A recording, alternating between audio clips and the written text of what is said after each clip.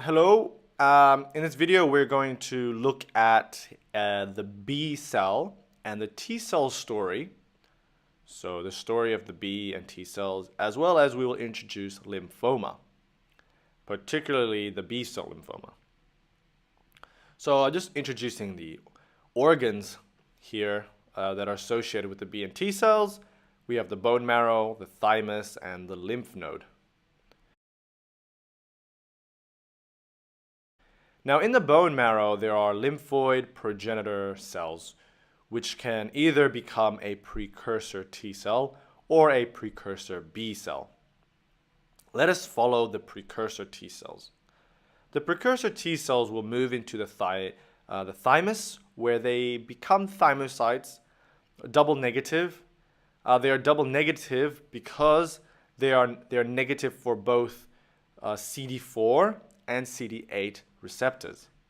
In the thymus, however, the double negative thymocytes will develop to become either a CD8 naive T cell, which will have the CD8 receptor, or a CD4 naive T cell with a CD4 receptor. The naive CD4 and CD8 T cells will also have a T cell receptor on them. And the naive CD4 and naive T cells will then move into the lymph node ready to become activated. Now let us look to the bone marrow and follow the precursor B cell. With the help of the enzyme RAG1 and 2, the precursor B cell in the bone marrow will undergo VDJ recombination of light and heavy chains to form a naive B cell with a membrane-bound IgM antibody. So the naive B cell actually will have a unique, you can say, a specific type of antibody on its surface for a specific type of antigen. So the naive B cell will leave the bone marrow and proceed to the lymph node. During circulation or within the lymph node, the naive B cell, if the naive B cell's IgM, surface-bound IgM, recognizes an antigen, it will phagocytize it and then present the antigen on an MHC class II molecule on its cell surface. Now the experienced naive B cell now waits for either co-stimulation or stimulation by an activated CD4 T cell.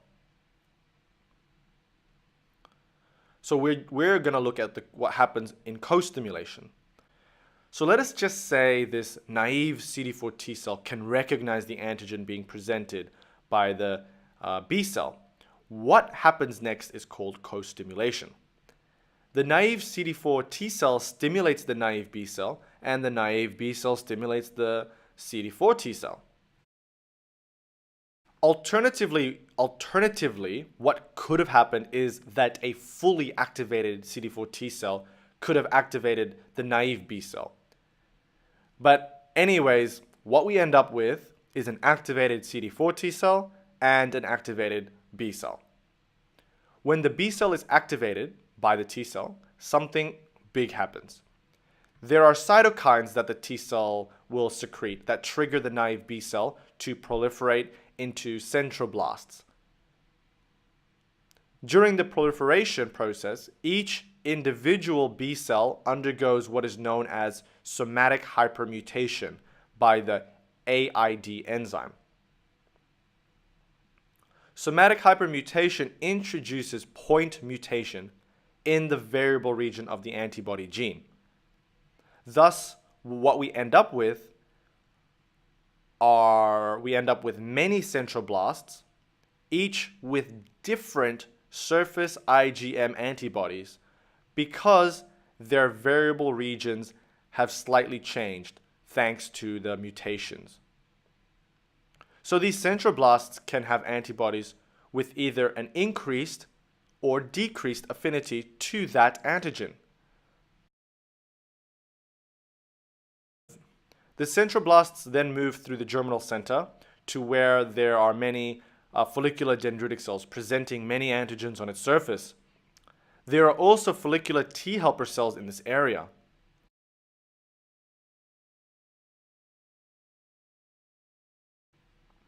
When the centroblasts move from one part of the germinal center to the other, they become centrocytes. And these centrocytes need cytokines in order to survive and mature. So, they sample these antigens presented by the dendritic cells using their newly acquired specific surface IgM antibody. Unfortunately, some centrocytes will have decreased affinity to these antigens after undergoing somatic hypermutation. The ones that have decreased affinity will die through apoptosis. Fortunately, however, there are centrocytes that will have an increased affinity following hypermutation, and so will easily recognize the antigen presented by the follicular dendritic cell. So if these centrocytes recognize the antigen, it will again engulf it and present it to the T helper follicular cell nearby. The T helper follicular cell will now help the B cell, help the centrocyte, which is the B cell, help the centrocyte to proliferate and then to differentiate. The centrocyte can differentiate into memory B cell or into a plasmablast, which will then become a plasma cell. Plasma cells are the type of B cells that secrete antibodies. When the centrocyte receives signals from the T cells to differentiate, the centrocytes actually undergo class switching, which is basically where the constant region of the antibody can become a specific class. So it can change into an IgE, IgA, or IgG, for example. Now, I hope that made sense. We also have to introduce the thymic B cells, which are B cells that reside in the thymus, but we will not go into the functions of the thymic B cells here. Okay, so what you have watched till now was an overall picture, of the T cell and particularly the B cell story. Now we will start looking at lymphoma, which, as the name suggests, is tumor of the lymph. Lymphoma involves cancer cells coming from mainly T or B cell development.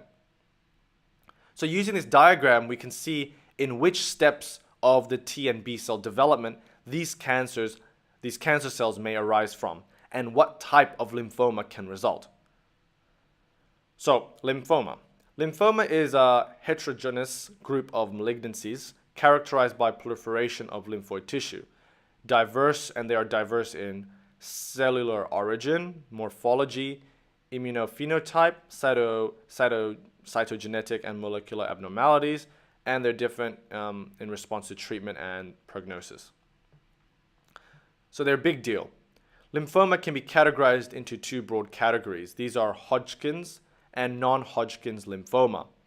In this video, we will focus on non-Hodgkin's lymphoma, which is the 6th most frequent cancer, and it is increasing in prevalence. Risk factors for non-Hodgkin lymphoma include immunological disturbances, viral, genetic, and environmental. So immunological can be HIV or autoimmune diseases, which predisposes one to lymphoma. Viruses such as HIV, Epsilon-Barr virus, and HCV are risk factors also for lymphoma. Genetics, as in Klinefelter's and SCID, increases the risk of non-Hodgkin lymphoma. And environmental risk factors include pesticides, herbicides, and smoking. Okay, now let us look at the different types of non-Hodgkin's lymphoma and where they can arise from. So non-Hodgkin's lymphoma can either be B cell or T cell in origin. We will first look at the T cell non-Hodgkin's lymphoma. So T cells in the thymus during its development can give rise to precursor T cell lymphomas, which we won't go into. Similarly, T cells that have moved into the lymph node can give rise to what's called the peripheral T cell lymphomas, the neoplasm. Now, T cell lymphomas can arise during genetic rearrangement of the T cell receptor and during positive and negative selection in the thymus, which will lead to either precursor or peripheral T cell lymphomas. Of course, that's like that was just super basic overview. Now, what is important to know is that T cell lymphomas are less common than B cell lymphomas. So we just looked at two classes, you can say, of T cell lymphomas. Now let us focus on B cell lymphomas, and we'll go into more detail. We'll focus more on the B cell lymphomas because, as I mentioned just then, the prevalence of the B cell lymphoma is much higher than the T cell, and this is because B cells undergo so many genetic changes during its development. Naive B cells can give rise to mantle cell lymphoma. B cells that have experienced an antigen encountered can become a chronic lymphocytic leukemia or small lymphocytic lymphoma. Lymphoma and leukemia can often be confusing. They are different yet related. The main difference is that leukemia involves the blood. Anyways, we won't really talk about leukemia and lymphoma in this video, but it's just good to know that this particular part of the B cell development can lead to the chronic lymphocytic leukemia or the small lymphocytic lymphoma. The centroblasts in the germinal center can give rise to Burkitt's lymphoma and germinal center B-like diffuse large B-cell lymphoma, or DLBCL, which has, interestingly, 60% 5-year survival.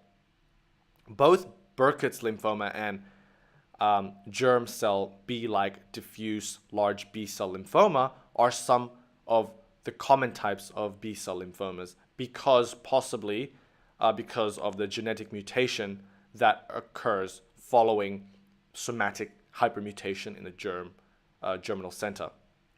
So what I mean is that following hypermutation in the germinal center, which is a normal process, it can lead to mutations leading to cancer, which is the Burkitt's lymphoma or the large diffuse B-cell lymphoma. The centrocytes can give rise to follicular lymphoma. Memory B cells following class switching, which is another genetic rearrangement, can give rise to chronic lymphocytic leukemia or the small lymphocytic lymphoma, as we've already introduced earlier. Plasmablasts can give rise to activated B-cell-like diffuse large B-cell lymphoma, which has a 35% 5-year survival.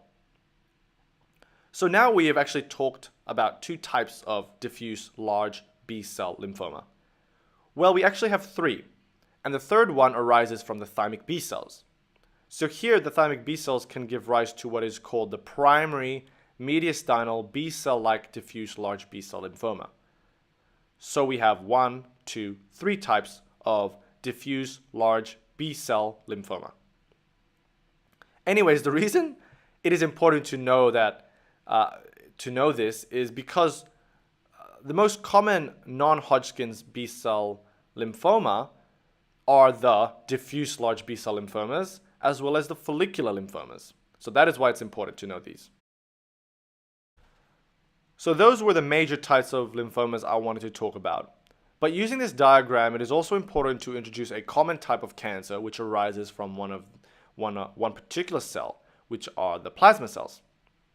Plasma cells can give rise to multiple myeloma, in which there's so much plasma cells being produced and moving into the bone marrow that it causes big problems. And I will have a video on that, hopefully. A link to the video, hopefully. So far we've talked about the B and T cell story, and we've introduced the different types of lymphomas. Now let us look at the reason why they arise. So I guess the molecular aspect of lymphoma, which is important. So we just looked at the T and the B cell story, as well as the different types of non-Hodgkin's lymphoma that can arise during different periods of the development of the B and T cells. Now let us look at the pathophysiology, basically, how do these lymphomas arise? And they basically arise mainly through genetics, genetic changes, such as 1, translocation, and 2, mutations during development, during like somatic hypermutation, for example, or class switching. So the translocations of chromosomes are seen in many of the lymphomas. Translocation of, for example, the BCL2 and BCL6 genes are seen in a lot of lymphomas. And also, we can see mutations and amplifications of certain genes, such as mutations in the P53 gene, the BCL2, the BCL6, and the MYC genes. So just overall know that lymphomas arise from genetic changes such as translocations and mutations during the development of the cells. Thank you for watching. I hope you enjoyed this video.